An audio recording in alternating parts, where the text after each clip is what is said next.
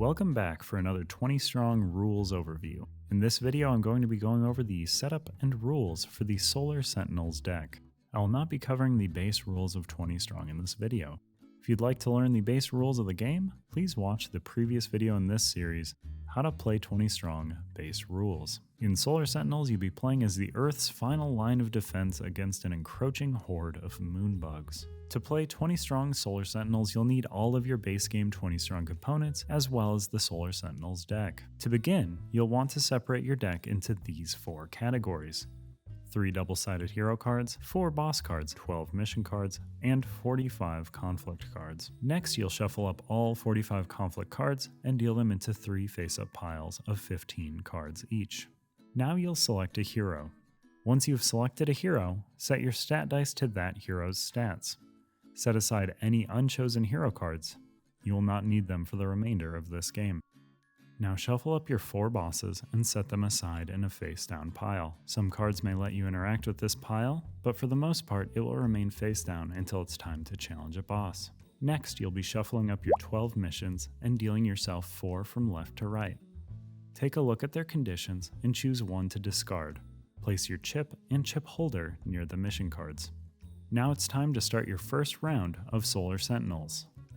Let's start with activation. In Solar Sentinels, you'll be choosing the top card from one of your 3 face-up stacks to move into your active area.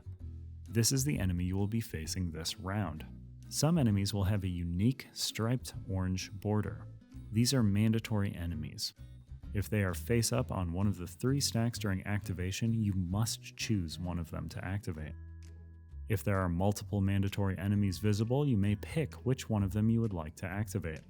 Once you've chosen your enemy, it's time to resolve any additional enemies' icons. You'll do this by choosing an additional face-up card for each icon present on the card you have chosen. Just like during activation, if there is a mandatory card visible at this time, it must be selected. If one of the cards you select has an additional enemy's icon, you must repeat this process. Battle proceeds as normal for the 20 Strong rules. If you have questions about this, please consult the How to Play 20 Strong Base Rules video. Once you've completed combat, you must discard the top card from any of the face-up stacks. Mandatory enemies may not be discarded by this action. Play continues this way until one of the 3 active stacks has completely emptied. At the start of any round in which there is an empty stack, you may choose to face the boss instead of activating one of the face-up conflict cards. Before we talk about the boss battle, I'll go over missions. Feel free to skip this section if you are playing without missions. Your goal with missions is to clear as many as possible before challenging the boss by satisfying the condition printed on them. You can use the chip counter to track any number that a mission may call for you to track. Mission cards must be completed one by one from left to right.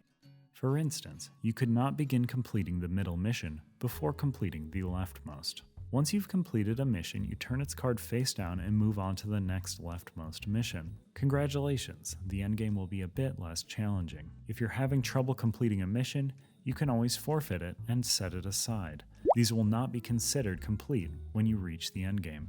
Once you have reached the endgame, you'll add an additional enemy to the boss's entourage for each incomplete or forfeited mission. Endgame. You've reached the endgame. You're a full-fledged Solar Sentinel now, but your biggest challenge has yet to rear its bugly head. To set up the endgame, you'll be doing the following. Activate the top card of the boss deck. Read the boss's card in full to make sure you understand the win conditions for this battle. Next, you'll be adding enemies. These enemies are pulled from the remaining active stacks and prioritize mandatory enemies if available. Next, if you're playing with missions, you'll be adding enemies for each mission you have failed to complete.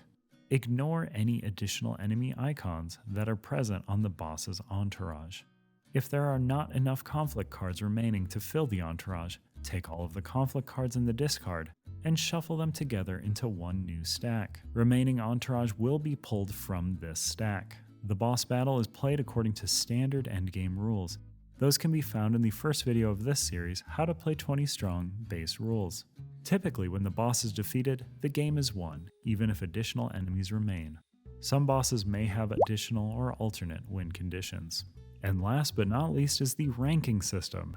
Each 20 strong deck has their own unique ranking system, and in Solar Sentinels you'll be trying to make your way from Solar Soldier all the way to Senior Solar Sentinel. Rank 1 is simple enough, you just need to clear a game of Solar Sentinels as described in this video using missions. But for each rank beyond 1, you must draw an additional mission card to complete during setup, and choose to either banish 1 die or exhaust 3 dice. And there you have it, that's how you play Solar Sentinels.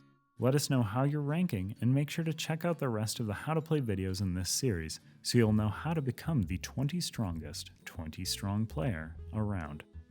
Thanks for watching, and stay strong.